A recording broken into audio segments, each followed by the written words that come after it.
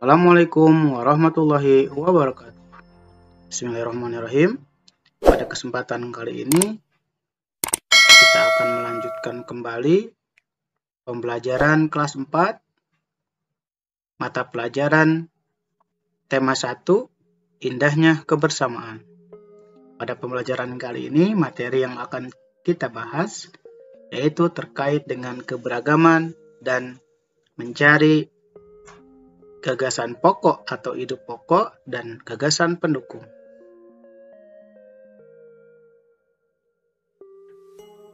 Tahukah kamu bahwa Indonesia terdiri atas banyak pulau, suku bangsa, tarian, rumah adat, serta agama?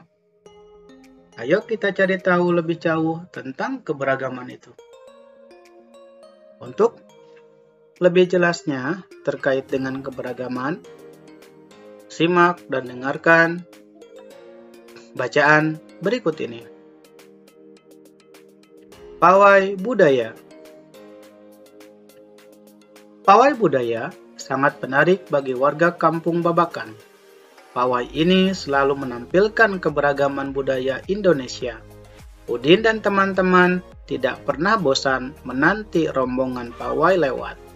Tahun ini, mereka datang ke alun-alun untuk melihat pawai tersebut. Kakek Udin pun terlihat sabar menanti. Terdengar suara gendang yang menandakan rombongan pawai semakin dekat.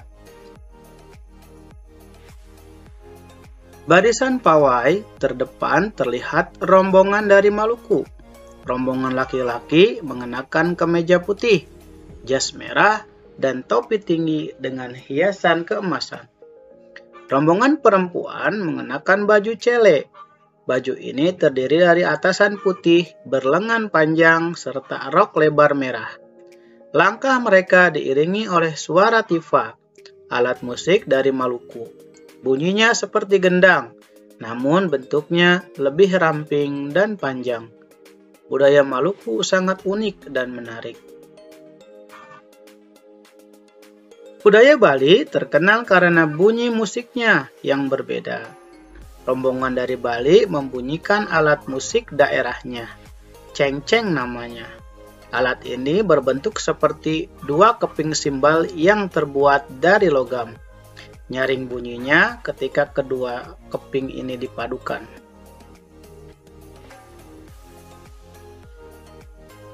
Rombongan dari Bali diikuti oleh rombongan dari Toraja. Wanita Toraja memakai pakaian adat yang disebut baju poko.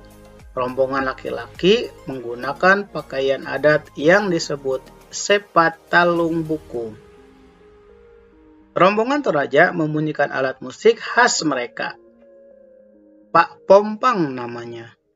Alat musik ini berupa suling bambu besar yang bentuknya seperti angklung. Bentuk dan bunyinya unik. Budaya Toraja sangat menarik untuk dipelajari.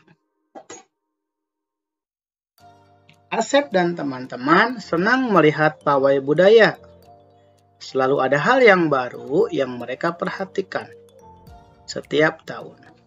Pakaian adat dari berbagai suku di Indonesia selalu menyenangkan dan untuk dicermati. Benar kata Ibu Asep. Kebudayaan Indonesia memang sangat beragam, kaya, dan mengagumkan. Nah, itulah bacaan terkait dengan pawai budaya.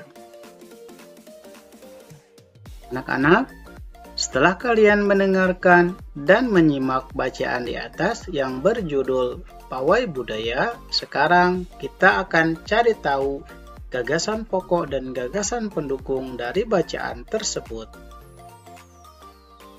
Bacaan yang berjudul Pawai Budaya terdiri dari 5 paragraf, di mana masing-masing paragraf memiliki gagasan utama. Dalam gagasan utama terdapat ide pokok. Ide pokok adalah ide utama yang dibahas dalam suatu bacaan, dapat berupa kalimat inti atau berupa pokok paragraf. Gagasan pendukung adalah uraian atau tambahan informasi untuk gagasan pokok. Kalimat utama atau ide pokok pada suatu paragraf terletak di 3 posisi, yaitu 1. Di awal paragraf disebut paragraf deduktif, 2. Di akhir paragraf disebut paragraf induktif, dan 3. Di awal dan akhir paragraf disebut paragraf campuran. Yuk kita cari tahu lebih lanjut tentang ide pokok dan gagasan pendukung. Berikut adalah contoh mencari ide pokok dan gagasan pendukung dari sebuah paragraf. Cermati paragraf 3 dan 4. Ayo temukan ide pokok dan gagasan pendukung. Tuliskan dalam bentuk peta pikiran seperti berikut. Paragraf 3 berbunyi, budaya Bali terkenal karena bunyi musik yang berbeda. Rombongan dari Bali membunyikan alat musik daerahnya, cengceng namanya. Alat ini berbentuk seperti 2 keping simbal yang terbuat dari logam. Nyaring bunyinya ketika kedua keping ini dipadukan. Ide pokok dari paragraf tersebut yaitu budaya Bali terkenal karena bunyi musiknya yang berbeda. Sedangkan gagasan pendukungnya yang pertama adalah nyaring bunyinya ketika kedua keping ini dipadukan. Yang kedua, rombongan dari Bali membunyikan alat musik daerahnya, cengceng namanya. Dan gagasan pendukung yang ketiga, alat ini berbentuk seperti 2 keping simbal yang terbuat dari logam. Kemudian, paragraf 4. Rombongan dari Bali diikuti oleh rombongan dari Toraja. Wanita Toraja memakai pakaian adat yang disebut baju pokok. Rombongan laki-laki menggunakan pakaian adat yang disebut sepatalung, buku. Rombongan Toraja membunyikan alat musik khas mereka, Pak Pompang namanya. Alat musik ini berupa suling bambu besar yang berbentuk seperti angklung. Bentuk dan bunyinya unik. Budaya Toraja sangat menarik untuk dipelajari. Nah, ide pokok dari paragraf 4 yaitu rombongan dari Bali diikuti oleh rombongan dari Toraja.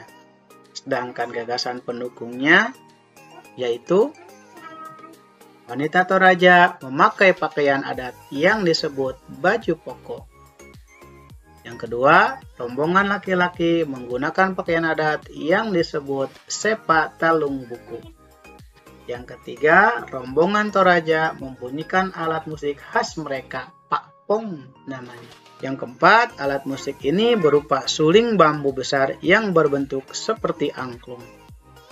Yang kelima, bentuk dan bunyinya unik. Budaya Toraja sangat menarik untuk dipelajari. Nah, inilah contoh menentukan ide pokok dan gagasan pendukung. Demikianlah penjelasan terkait dengan keberagaman dan menentukan ide pokok dan gagasan pada suatu paragraf. Terima kasih. Assalamualaikum warahmatullahi wabarakatuh.